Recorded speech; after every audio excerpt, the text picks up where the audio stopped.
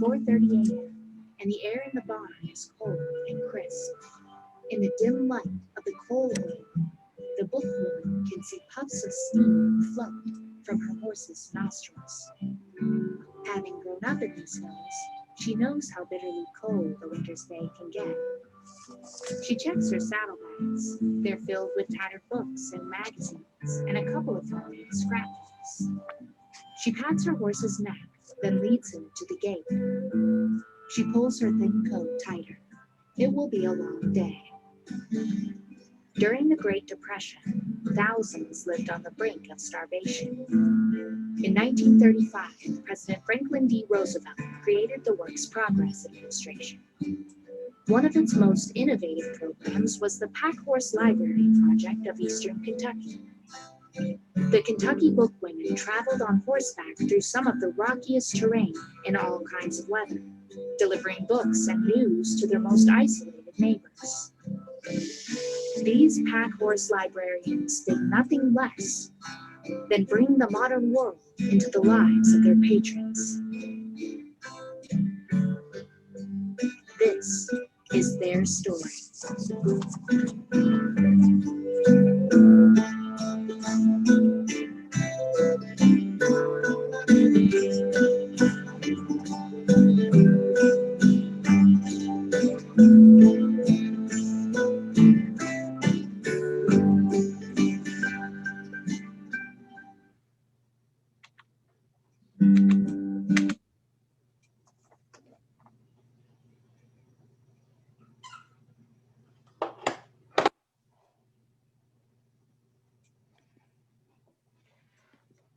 Good morning. I'm Beckley Showalter.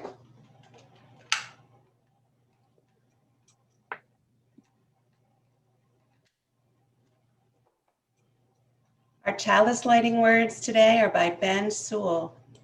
His poem is titled, As the Wild Wind Bites. Let us hold a quiet moment together as our chalice is lit. As the wild wind bites, so does the still flame warm us. As the deep snows block our doors, so does the gentle flame bring us out.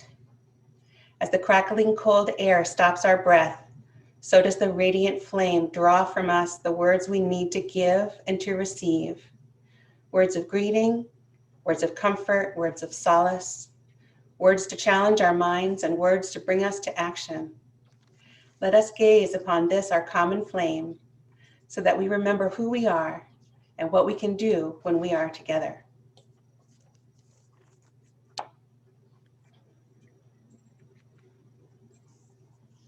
Thank you, Beckley, and welcome all. Welcome to the Unitarian Universalist Church of Worcester's online Sunday morning worship.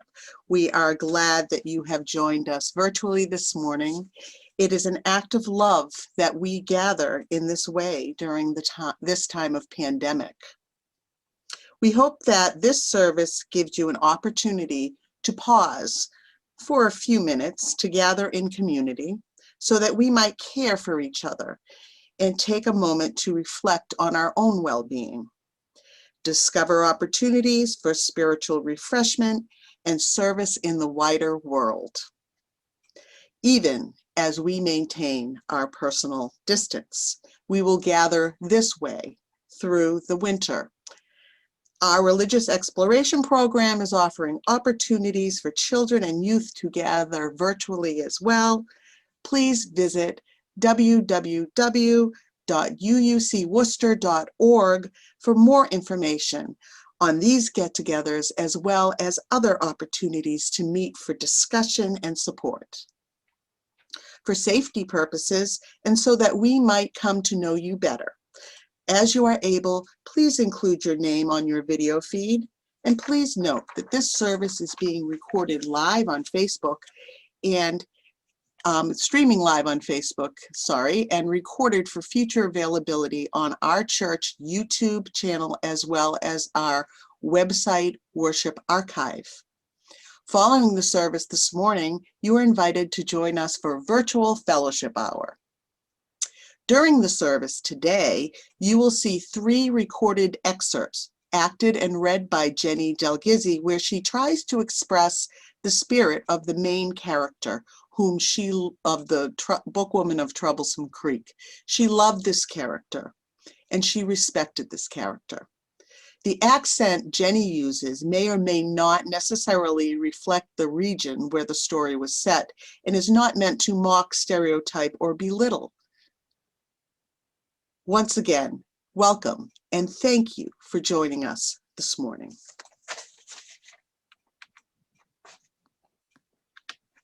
The new year was barely 15 hours old in Troublesome Creek, Kentucky, when my pa adjusted the Corton candle, setting it to burn for an alarming length of time. Satisfied, Pa carried it out of our one-room log house and onto the hand-hewn porch. He was hopeful, hoping 1936 was the year his only daughter, 19-year-old cussy Mary Carter, would get herself hitched and quit her job with the Pack Horse Library Project, hoping for her latest suitor's proposal.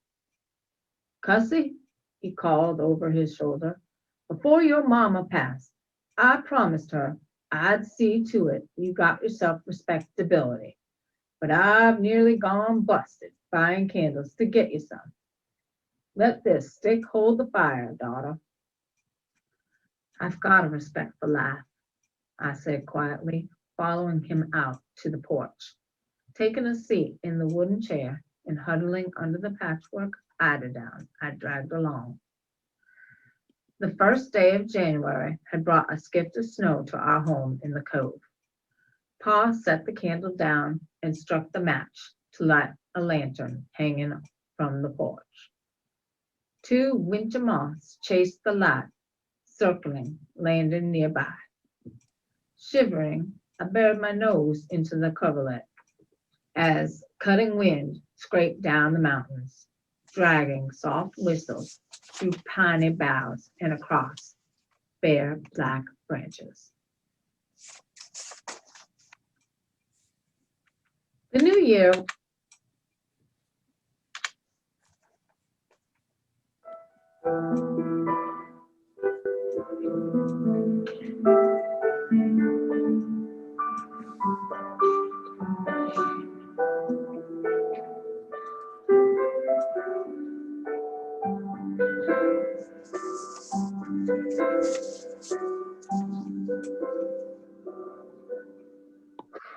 How could anyone ever tell you are anything less than beautiful?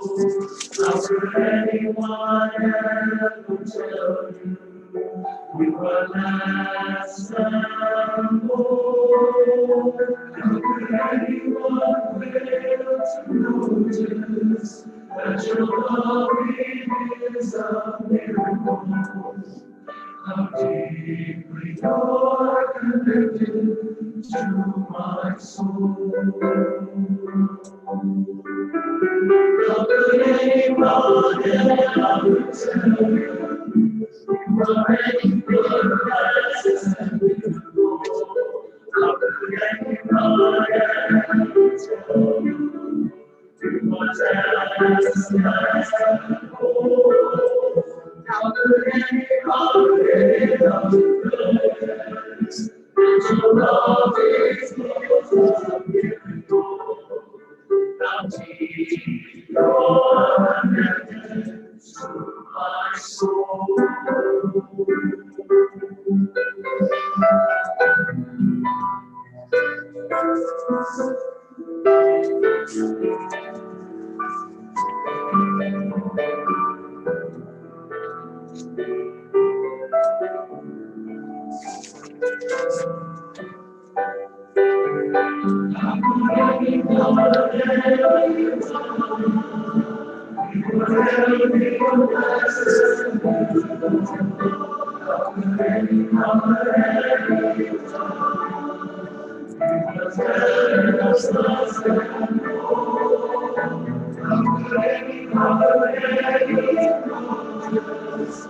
My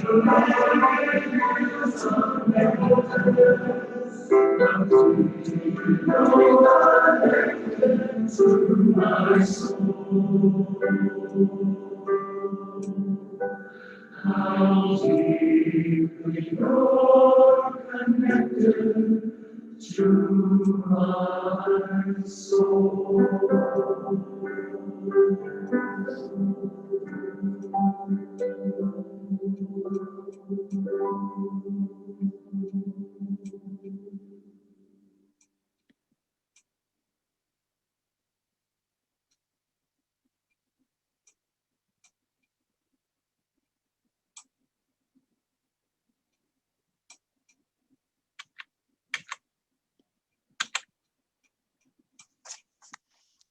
Good morning, everybody. My name is Robin Mitskovich. I am the Director of Religious Exploration and Education here at the Unitarian Universalist Church of Worcester. And here is our RE moment. This morning on our 9 a.m. RE Zoom, the families and I talked about the children's version of the book Woman of Troublesome Creek, and that version is called That Book Woman. And we talked, we gave the kids some information about the Pack Horse Librarians, and we asked them what their favorite book was, and we asked them what they're reading now, but we asked them to tell us what reading and getting involved in their stories meant to them. And it was just a lovely experience to hear how engaged children are in different series and how they're often reading the same books as each other, and how they're recommending these series to others.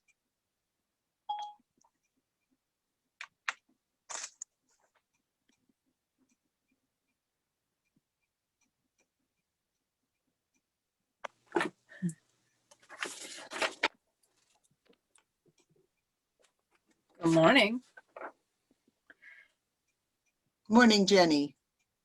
I'm Jenny Delgizzi, and I'm here to do the offertory. We know that our financial contributions to this congregation come from sacrifice and hard work. We are so grateful for this and commit together to ensure the funds we gather collectively do a greater good for ourselves and our world than they could have done alone. May there be an offering to sustain and grow the life and mission of this congregation. May we give in love and in hope.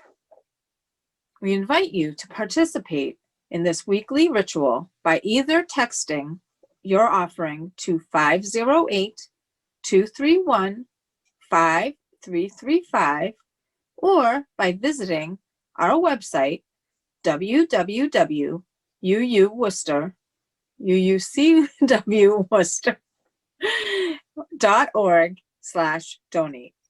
The morning offering will be received at this time.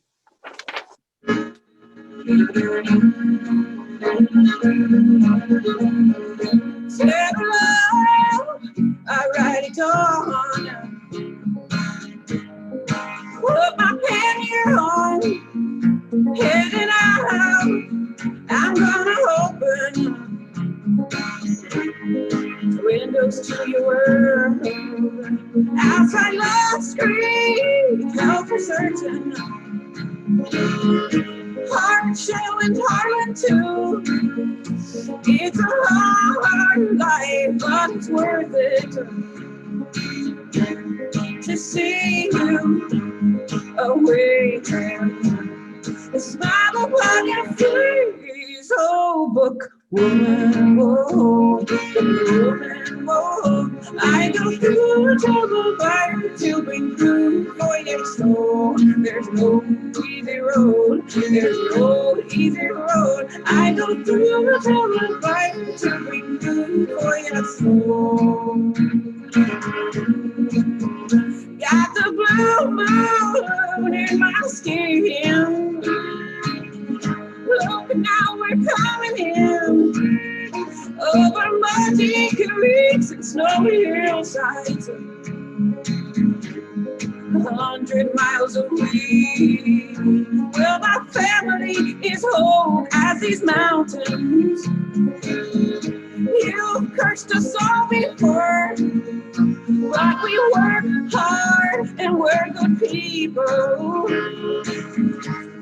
My daddy, a canary in your cool mind book, woman, whoa, woman, whoa. I go through a trouble fire to bring food for your soul. There's no easy road, there's no easy road. I go through a trouble fire to bring food for your soul. Oh, I feel more days to talk this very low. The sun is in her face, and so we'll sing once more for our old Kentucky home, our old Kentucky home by light of day.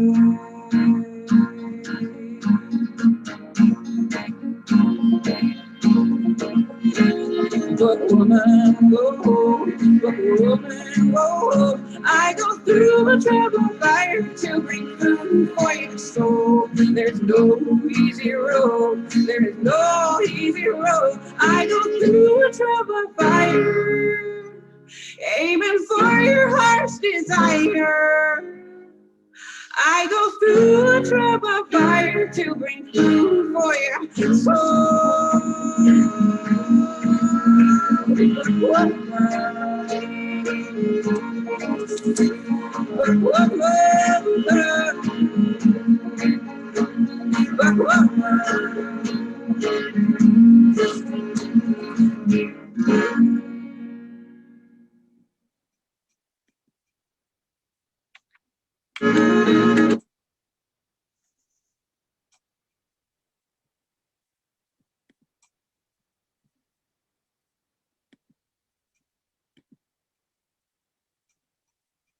Good morning.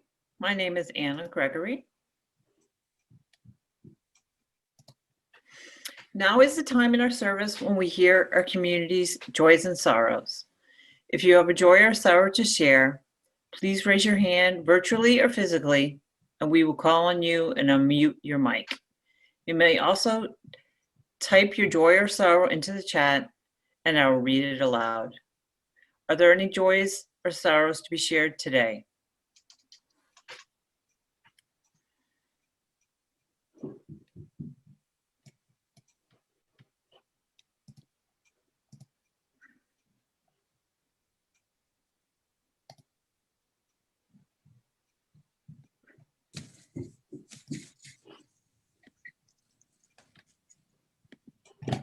Robin? Hi. I think we have Judy Savage. Oh, yes, thank you. I have a new cat. Yay! That's really all I have to say, right? I mean, he's rehomed from a friend of mine in Spencer. Spent the last year in a cellar because of the dogs he was afraid of. So he's pretty shy, but he's not even the color I thought he was going to be, but it doesn't matter. So I have a cat. His name is Wilson. Thank you. That's wonderful.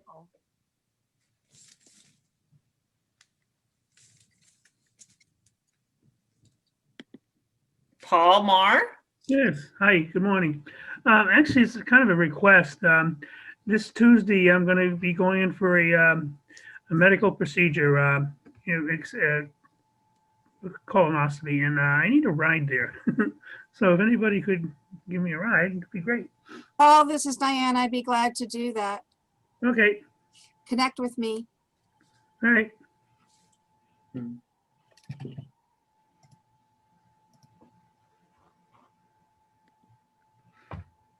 I do not see anyone else. Is there anyone else who'd like to share joy or sorrow this morning?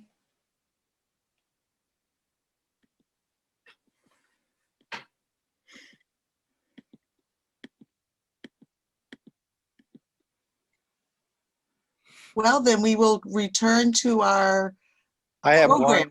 Oh, sorry, Tom Pierce. Yeah, I just wanted to report in that all of our members at Briarwood are now have both shots. So that's a celebration.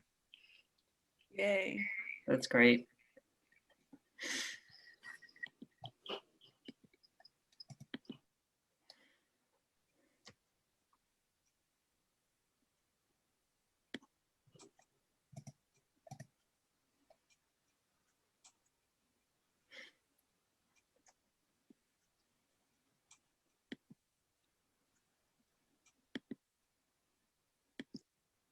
And if there are no other joys and sorrows, we will continue with our service. Thank you. I had a joy. Can anyone hear me? Yes. On Tom's idea, my husband, my daughter went up to Gardner to get her shot because she's a healthcare worker, and she was the last one there. And the pharmacist said, if you know anybody who's 75 years or older and can get here before 8 o'clock, I'll give him that shot. So my daughter called my husband up and he drove up there and he got his first shot. So that was really neat to be one of those, you know, we read it in the paper about the last shots given. So I'm really happy for him.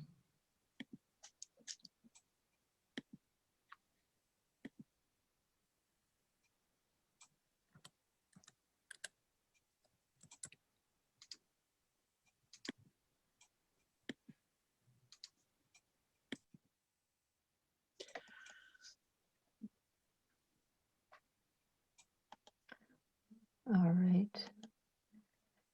Good morning, everybody. My name is Claire Brayton, and I will be saying our pastoral prayer this morning. Let us take a moment to reflect. Spirit of life and love, source of all that is true, right, good, and real, be with us this morning as we open our hearts to the grace and beauty that is in us and around us. Be with us this morning as we open our hearts to each other, our own community of fellow journeyers that is our congregation.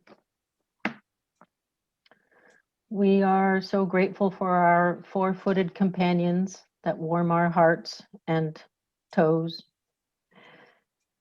We're grateful for each other on every level as we support each other spiritually and even materially in the way of giving rides and such. And we're so happy that there's a light at the end of our pandemic tunnel. It is getting brighter. Let us hold in our hearts the joys and sorrows spoken aloud today and those not spoken aloud, but that are nonetheless felt in our hearts. Let us never cease to feel the stirrings of love, compassion, justice, and courage that in our best moments inhabit each of our deepest hearts, that these stirrings call us to speak and act on the truths that we hold dear and that the world is in need of. May we learn and grow and be inspired by the books that we read and by the conversations and learning with each other that makes our whole greater than our parts. Let us take comfort from the presence of each other in this truly beloved community that we call our own. Let us remain hardworking and hopeful that our world grows ever cleaner, wiser, and more loving by our own thoughts and actions, by the ripple effect of our efforts, and by the actions of all who care deeply for each other and for our world. Amen, and blessed be.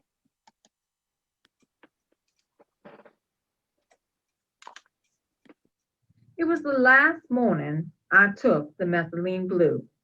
The last time I missed what I could not have and what was so foolish to miss. My pride, the hardships I placed upon me, came at a bigger cost than I could bear. I couldn't lose any more, and I wouldn't lose my root. The pills had already worn down my spirits, whittled my nerves. I had to get my books to folks. To hell with the color of my skin. Jackson's words, back on the path, held a hard truth too. And the more I thought about his Picasso blue lady and her fine color and the best color, the more I reckoned God wanted me to have it. And if it was good enough for God and the famous artist, it had to be good enough for me. Blue had to be enough for me, I vowed. The next morning, I looked into the mirror a little afraid. The white had quickly faded, and the blue rose on my flesh, deepening, bruising, as I narrowed my eyes and whispered to my reflection, "This must be enough. I am enough."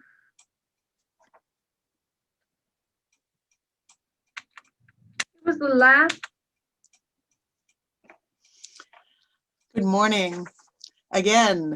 And now we come to our community reflections on the book that many folks in our midst had the opportunity to read. I read it. I loved it for many reasons, but my resounding takeaway from this book is the word passion. Great passion softens the sting of hardship. Mary Cussy faced a mountain of hardship, yet her passionate spirit and her love of books and her compassion for all moved her through her hardship. For me, she epitomized many of our UU principles, most obviously the belief in the inherent worth and dignity of every person, and the free and responsible search for truth and meaning and acceptance and encouragement for growth.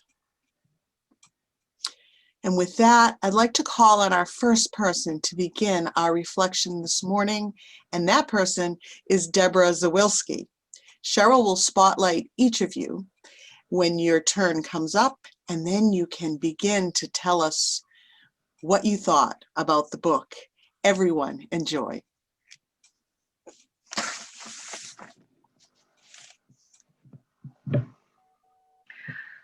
Good morning, friends. Deb Zawilski. I was blessed to win this wonderful book in the raffle, and what a blessing it was. And as soon as I finished reading it, I got this interesting thing on my Facebook, and it says, "A good book makes you want to live in the story. A great book gives you no choice." And I felt exactly that way about this book.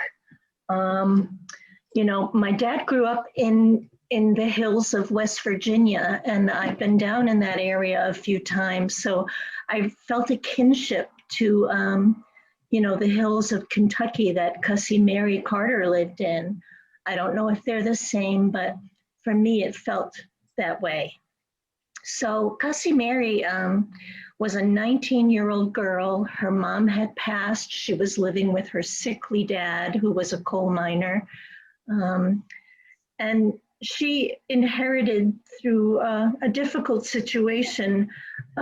She was a pack horse librarian, and she inherited this mule. So she didn't have a horse, she had a mule, and this poor mule had been abused and had a difficult temperament. But she was able to turn this mule into a devoted, loving friend who protected her, would take her anywhere. And this was all by her gentleness and her love and respect for her mule named Junia. But there were so many parts of this book that struck me and that I wanted to talk about. But what really came to me most was Cussy Mary's ability to just rise above, you know, to persevere in so many difficult circumstances. You know, there was poverty, hunger, severe racism due to her blue skin, But she was so dedicated to the folks that she delivered books to up in the hills. And she always went above and beyond for them, you know, doing whatever she could do, you know, to help them just clean up or make something, make some tea. You know, consequently, she was always running late on her route. But you know, she faced and overcame so many dangers and abuse of all kinds, but she kept caring and she cared for others in any possible way she could. You know, no one had enough food up in that area. You know, they were really way up in the hills and it was a hard time. And so she agreed to be a test subject for the medical community because they had no idea about what caused the blue skin condition. And so she, you know, turned herself into a guinea pig, and her only compensation that she asked for was in the form of large boxes of food, and not for herself, but for the people that she delivered books to, and especially the children of the one local schoolhouse way up in the hills. And some of those children were literally starving to death. And she lugged that food up to the schoolhouse and they would distribute the food.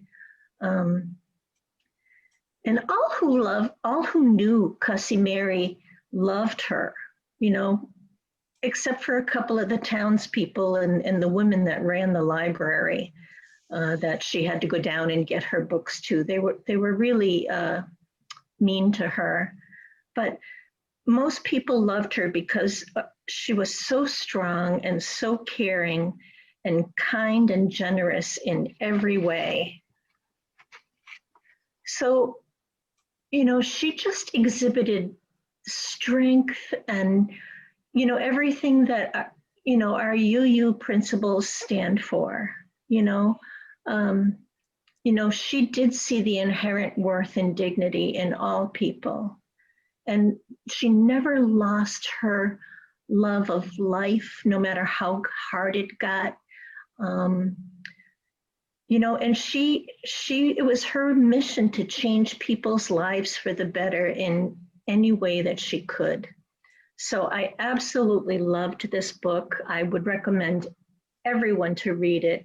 It really placed me in those hills. And so for me, that meant it was really well written. So thank you for asking me to speak.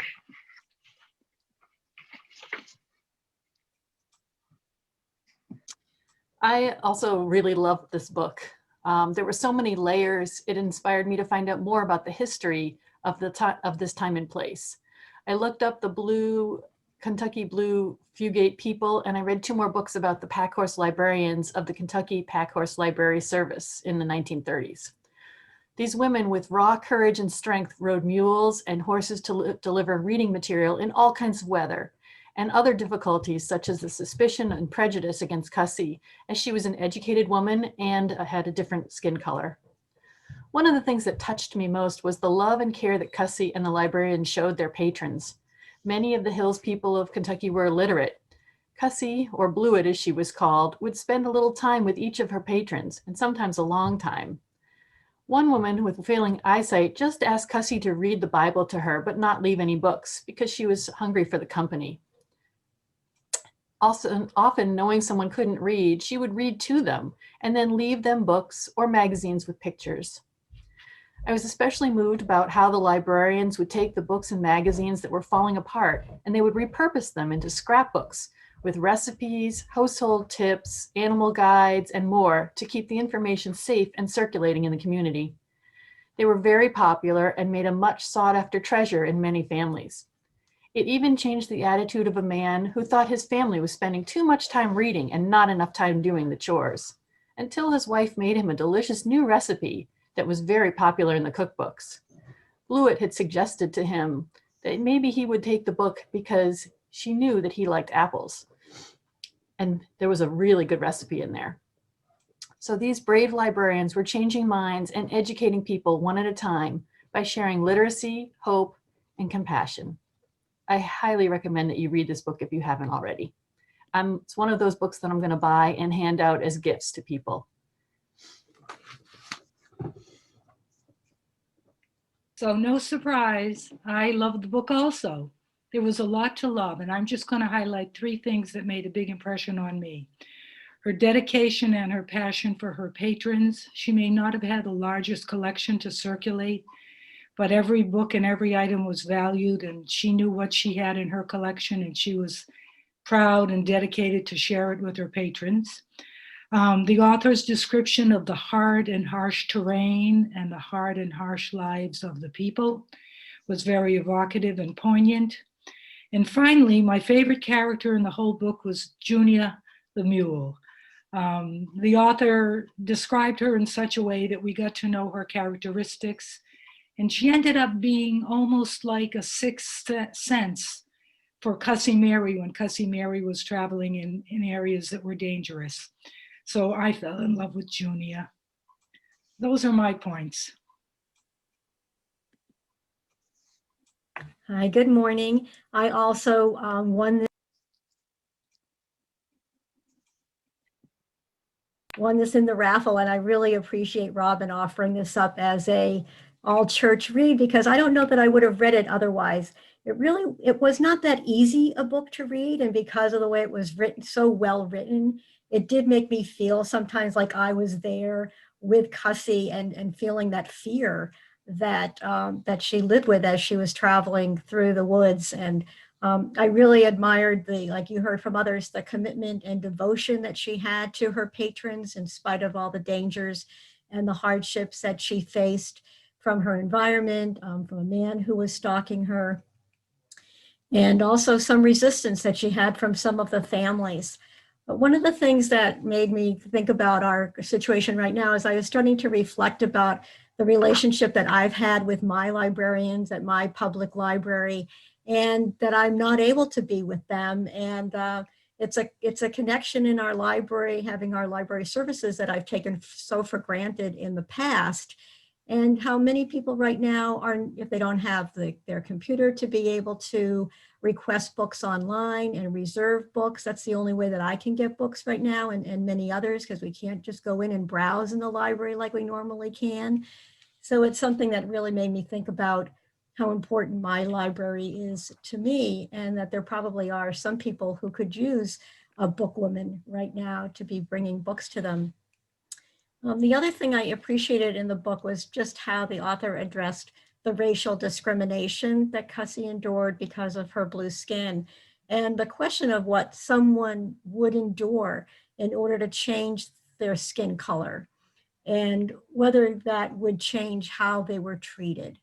So it just brought up some ideas for me around that.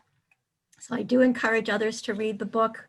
Really well written, and a learning moment as well about that point in time.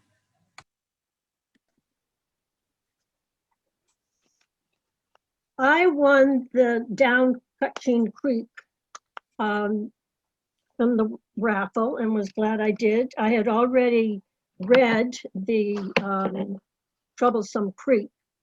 I'm going to talk a little bit differently because I spent some time in Appalachia. Down Cutching Creek is a story about the pack horse librarians of Eastern Kentucky during the Depression of '29. It is similar to Troublesome Creek without the complexity of multiple themes, and is for a younger audience. In reading Down Cutching Creek and the Book Ladies of Troublesome Creek, I was thrust back to the hollers of Kentucky, Appalachia in 1968.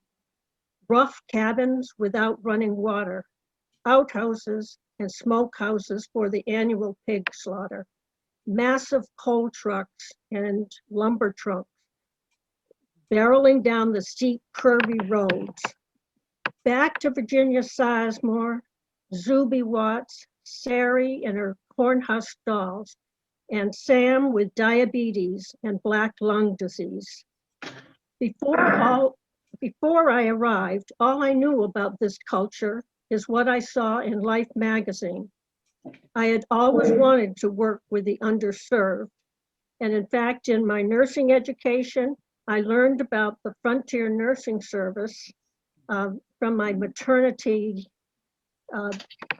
textbook. There was a statement in there about the Frontier Nursing Service, and the nurses used horses or mules to do their home visits. Before I arrived, all I knew, oh, I'm sorry, I read that. So 3 months out of nursing school, 18 years old, shy and quiet, and ready to start my career working as a nurse with the mountain people. I worked for the Frontier Nursing Service, which was started by a nurse midwife in Haddon, Kentucky, on the Middle Fork of the Kentucky River, 8 miles northwest of the town of Cutsheen Creek. I recall the poverty and the poor health that went along with hard living, inadequate food, and decades of working in the mines, and attempts to grow crops on the steep hills and soil poisoned by coal slags. I learned quickly that there were 3 things not to talk about: politics, religion, and moonshine. I also learned that while they spoke English, it was a special brand of Southern mountain language. I recall old Ned on bed rest, had to stay in bed, saying, "I gotta go out, I gotta go out." I tried to explain that it was night and he couldn't go out until I finally realized that he needed to go to the bathroom. Made sense. If you were used to going to the outhouse, then you gotta go out. Poverty is and has been a fact in Appalachia for decades, intensifying during the Depression, as noted in library lady books. Bookmobiles didn't come to the area until 1957. In '68, there was a library. The high school and elementary school were right in town of Haydn, which was population 40. But the bookmobiles back in '57 and even in '68 couldn't get up into the hollers.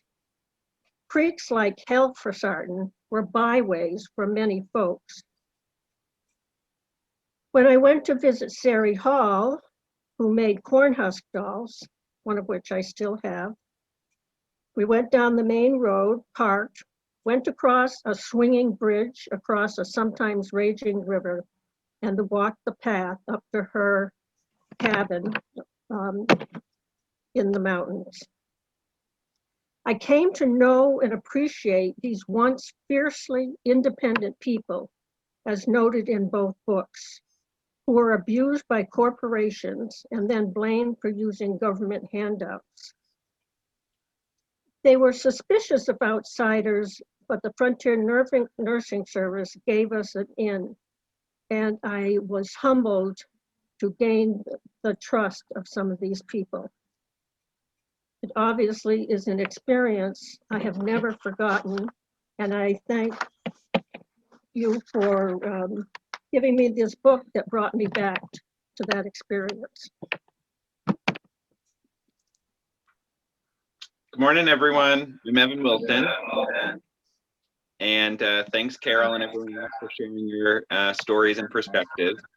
Like Robin and other folks have mentioned, I was reading this book with an eye for our UU principles and appreciating the opportunity to read and then reflect on the book in community. And what stood out for me was, the importance of knowledge and information. And, the power of historical fiction, right, allows us to kind of dip back into real points in our time, past and present, and to think and reflect.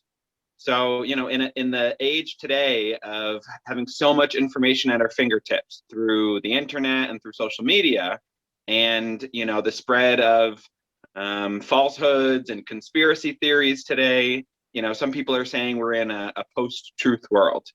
And so reading the stories in the book Woman of Troublesome Creek, it really made me appreciate the access to information and just knowledge in general. You know, again, thinking about the free and responsible search for truth and meaning. People in the book were so hungry and also so humble and so appreciative of the information that was going around. I think, like Kim had mentioned, there was a practice of creating community-wide scrapbooks. So, you know, before the errors of posting on someone's page and forwarding a meme, the pack horse librarians were helping do social networking. The children were so eager to have bookwomen come to bring books.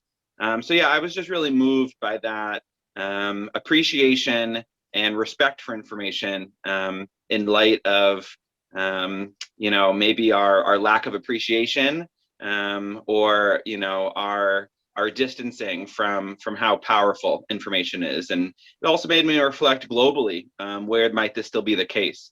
You know, recognizing that in other parts of the world, be it through internet access or through libraries, people likely don't have the same access to download an audiobook to our phone. Yeah, and in the spirit of passing along knowledge and information, I am eager and interested to pass along this book. So anyone that is interested, feel free to reach out, and I would be happy to pay Bookwoman and the Pack Horse librarians work forward and send it on to you.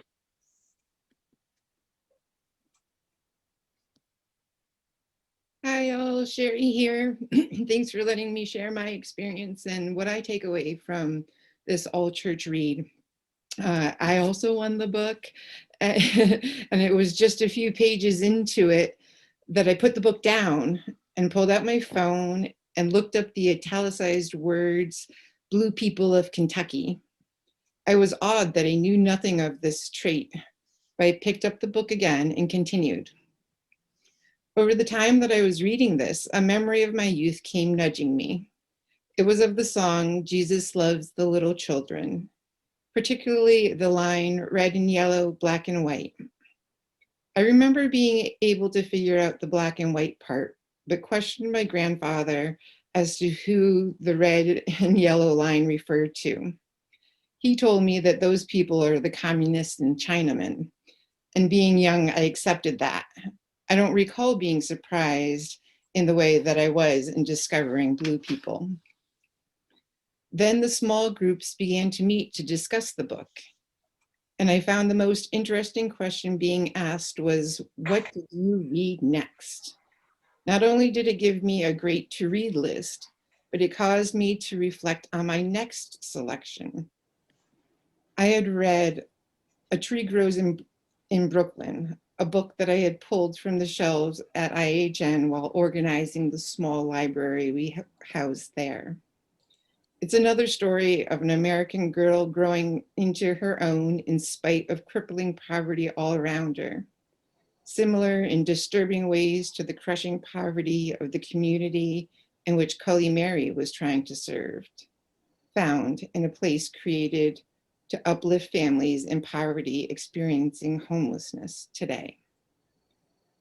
What I found in the great thread winding through these stories was a beacon of light because of books. I went on in my youth to the library, which my grandfather brought my sister and me to every week, to find out first about the communists and the Chinamen, and then the Native Americans and song lyrics and long-held racial and caste systems. Cousin Mary found employment at her library and enjoyment of education amongst her people with books. And Francie Nolan used her library to keep accelerating her intelligence in order to put down the poverty she was surviving. So my hope is that we all keep reading, learning, being awed by books and libraries, whether they be in the bookshelves of our homes, the tiny libraries in our neighborhood streets, or the government-funded free to the public libraries of our cities and towns. Through the experience of our all-church read, I hope that we continue to find the threads that bind us together, red and yellow, black and white, blue, and maybe even purple, by our stories that are best kept in the books that we share, and by what we do next equipped with the emotions, intelligence, and inspiration found in the pages.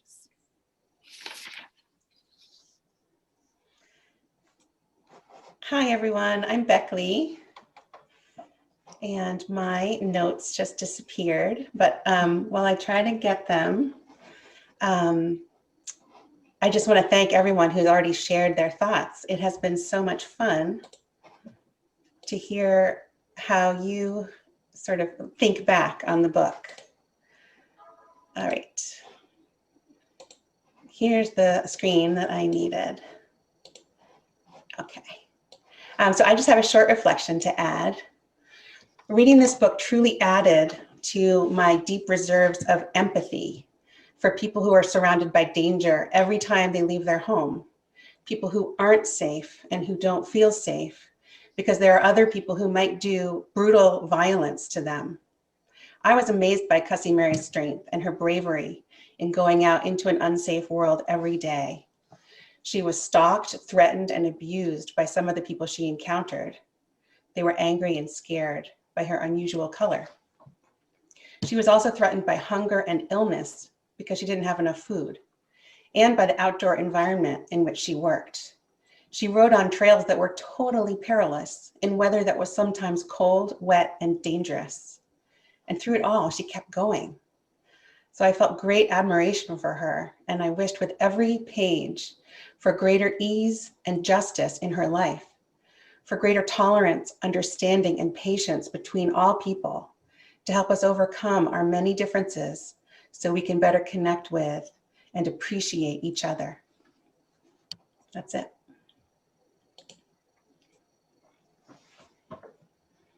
Good morning, everybody. This is Diane Mann. There's some quotes here in my remarks in case you haven't read the book, and a rather niche reflection. As you know, the heroine in our story is Cussie Mary, or Bluette. She has a condition called methemoglobinemia. I get points for saying that. This causes her red blood cells to rise above 1%, which turns her skin blue, lips purple, and her blood chocolate brown. Enter Doc, a character I grew to intensely dislike. I was first introduced to Doc in this story after Bluette's marriage bed scene, after her husband physically assaults her. Bluette blacks out, and she awakes hearing her paw. He says, "Shh, I've got you now, daughter," he rocked. "Doc's here now, and we're going to get you home and rested." "You'll be fine, but his ticker done broke," Bluette, the mountain doc said over the sagging marriage bed. Doc later arranges a deal with Pa so he can experiment on Bluette and fix her blueness. Doc will keep a secret in order to cure her. So I guess Doc, doing what he has been trained to do, develops a cure for Bluette. But what is that cure? He takes her to a hospital, a frightening place where she is pinned down and drugged. Bluette awakes to hear this. "Take a swab. More blood here. More samples. More. We're going to make history. The best journals will fight for our articles, our analyses, and photos." Ultimately, Doc develops a pill for Bluette to take. It works, but makes her intensely sick. Doc gives Bluette food for her, which she in turn gives to the hungry children at the school on her route. When Bluette decides the cure isn't worth it, the doc loses interest in her, and we see less and less of him.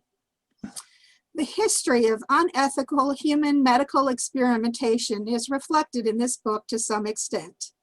The oppressor experiments on or fixes the oppressed. Without their consent, prisoners, soldiers, the poor, mentally ill, and African Americans have been used in medical experiments. One need only to look at the Tuskegee experiments, which began in 1932 as one example. A 40-year clinical trial of 600 African American men were never told that they had syphilis or that they were treated for it. Instead, they were given free health care, meals, and burial money to see how syphilis progressed. Researchers explained to these patients that they were being treated for bad blood. Did Bluette really have bad blood? That is the question we should all ponder. It is my hope that one day people will not be judged on such arbitrary things, and that we will, as Martin Luther King said, be judged on the content of our character.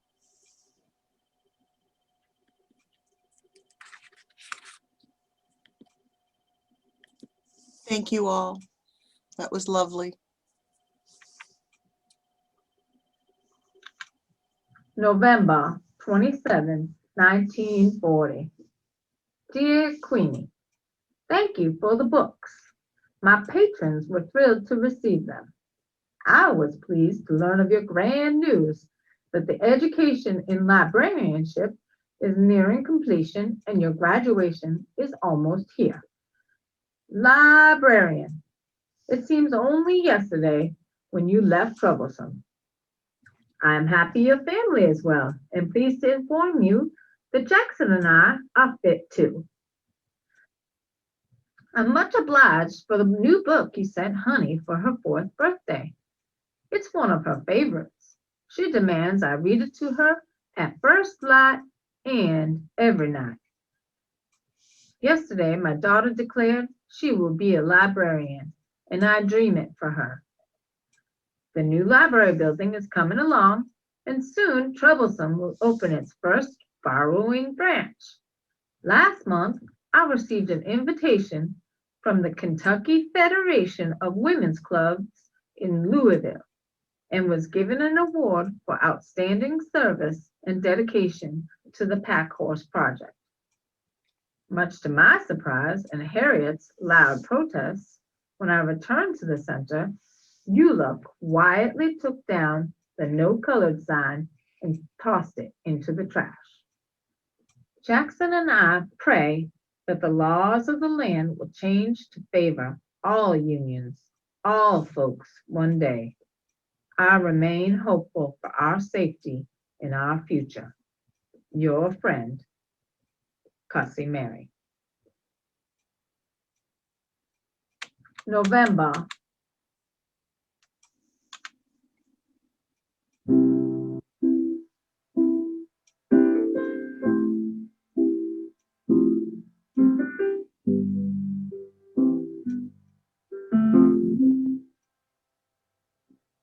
I am open and I am willing, for to be hopeless would seem so strange in this arms.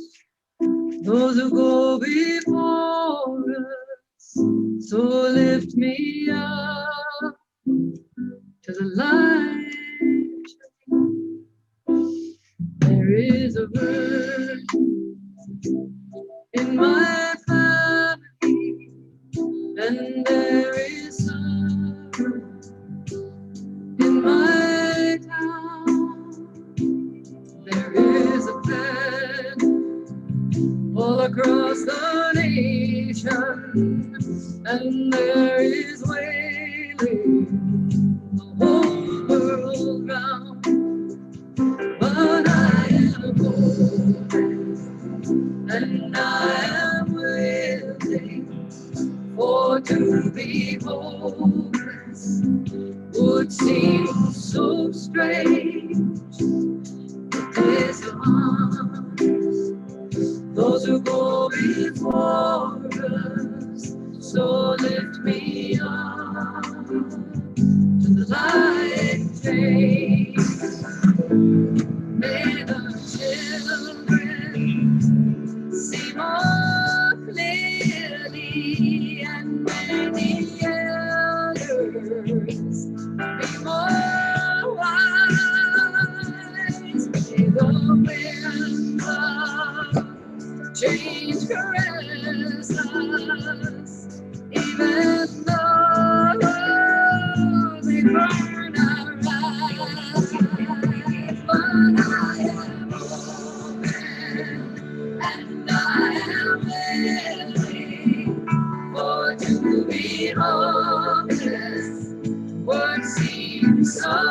change is ours.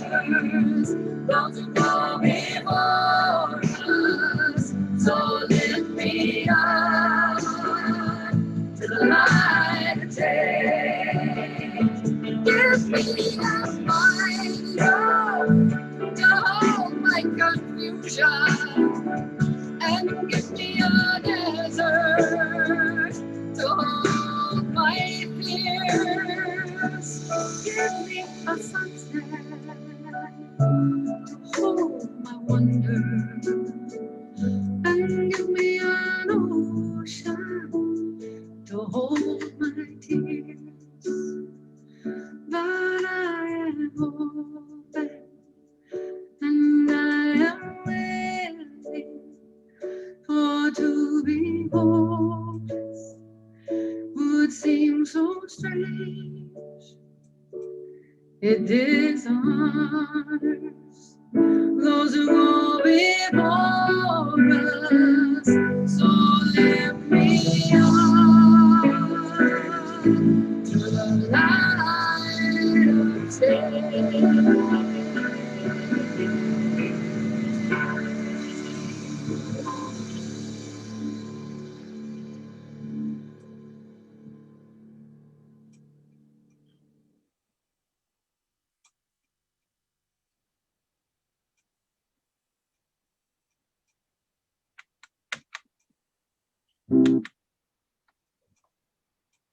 I'm Vicki Cox-Lanyon. Our benediction this morning is from Maureen Killeran. No matter how weak or how frightened we may feel, we each have gifts that can make a difference in the world. In this coming week, may you do at least one thing to support the broken, to welcome the stranger, to celebrate what is worthy, to do the work of justice and love. Be strong, be connected. Each day act so you may be a little more whole.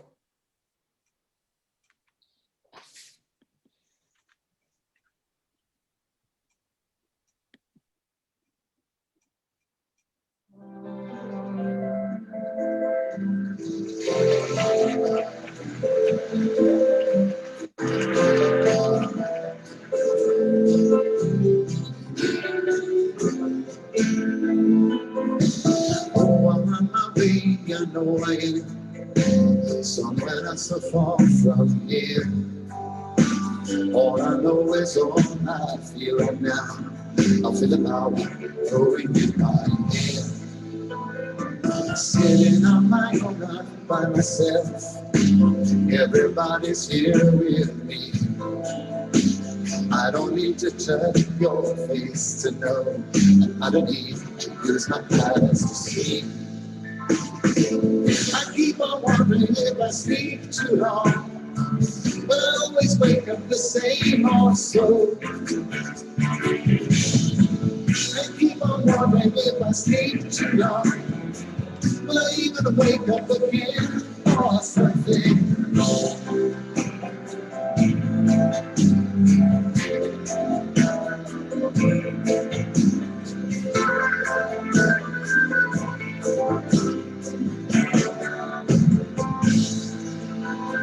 Now I'm on my way, I know I am. But times are well when I thought not. Meaning have my soul in that company. Thank God I had the strength and start. Now I'm not making love to anyone's wishes, only for the light I see. Cause when I'm dead and low in my grave, that's probably the only thing that's left of me. If I make it to the waterside, will I even find me a boat or so? And if I make it to the waterside, I'm sure to write you a note or something. Oh, I'm on my way, I know I am. Somewhere not so far from here. All I know is all I feel right now. I feel how you're in my head. Now life is like a maze of doors, and they all open from the side your heart. Keep on pushing on forward, try to be. You're gonna wind up where you started from. You're gonna wind up where you started from.